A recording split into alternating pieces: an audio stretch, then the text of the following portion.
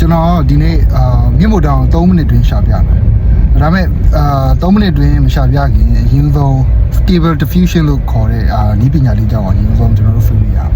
ဆိုတော့ဒီ stable diffusion နည်းပညာဆိုတာ AI တွေသုံးတဲ့ image processing နည်းပညာတစ်မျိုးပေါ့သူကparticle တွေရှိတယ် particle တွေအရင်ဆုံး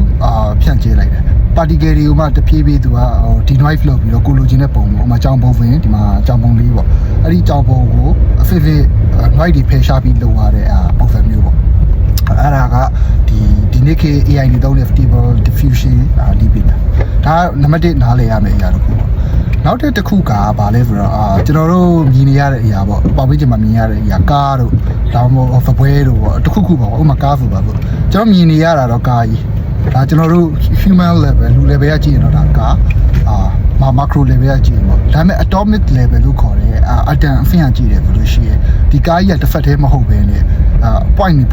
နေနဲ့အတန်တစ်ခုနဲ့တစ်ခုကြားမှာရှိတဲ့ space တွေပေါင်းဖက်ပြီးတော့ကျွန်တော်တို့ higher dimension ဖြစ်တဲ့ macro level ကနေကြည့်လိုက်တဲ့အခါမှာတော့ဒါကားဒါသပွဲဒါအိမ်စသည်ဖြစ်ထွက်လာတော့ပေါ့အဲ့လိုပဲကျွန်တော်မြင့်မို့တောင်ဆိုတာကကျွန်တော်ဘယ်လိုယူဆလဲဆိုလို့ရှိရင်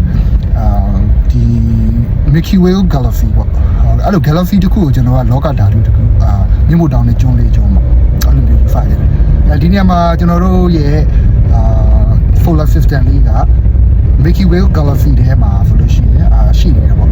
ရှိသမျှဒီ solar system တွေဒီ Milky Way Galaxy ထဲမှာရှိတဲ့ဂျိုးတွေအကုန်လုံး point နေနဲ့ကျွန်တော်ကယူဆလိုက်မယ်ပြီးတော့တခါကျွန်တော်တို့ရဲ့ဒီစကြဝဠာထဲမှာလူတွေမြင်နိုင်တဲ့အရာက 0.0035% ရှိတယ်ကျွန်တော်တို့လူမျက်လုံးနဲ့မမြင်နိုင်တဲ့ဒီultraviolet ဒီ gamma ray တွေအခြားပေါ့ဒီ electromagnetic field အများကြီးရှိတယ်ပေါ့အဲ့ဒီကောင်ဒီအကုန်လုံးကိုပေါင်းဆက်ပြီးတော့ကျွန်တော်တို့ higher dimension တစ်ခုဖြစ်တဲ့ဒီ net တွေပြမာတွေရဲ့မျက်လုံးဒါမှမဟုတ် data တစ်ခုပေါ့အဲ့လိုအရာမျိုးနဲ့ကြည့်လိုက်မယ်ဒါမှမဟုတ်ကျွန်တော်တို့ရှိသမျှမမြင်လူမျက်လုံးနဲ့ပါမမြင်နိုင်တဲ့အရာတွေပေါင်းဆက်ပြီးတော့ဒီ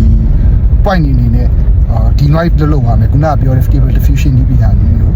galaxy ကိုMilky Way Galaxy ကိုdenoise လုပ်ရမယ်ဆိုလို့ရှိရင်ကျွန်တော်တို့ဒီမြင့်မို့တောင်ကျွန်းလေးကျွန်းနဲ့သမုတ်တရားတွေလက်ကားတွေကလုံးနေဆိုတာမြင်လာနိုင်တယ်ပေါ့နော်ဒါကတော့ကျွန်တော်ရဲ့ယူဆချက်ဆိုတော့ကြိုက်တော့ယူမကြိုက်တော့ပဲပေါ့ဆိုတော့ဒီနေ့ဗီဒီယိုလေးကဒီလောက်ပါ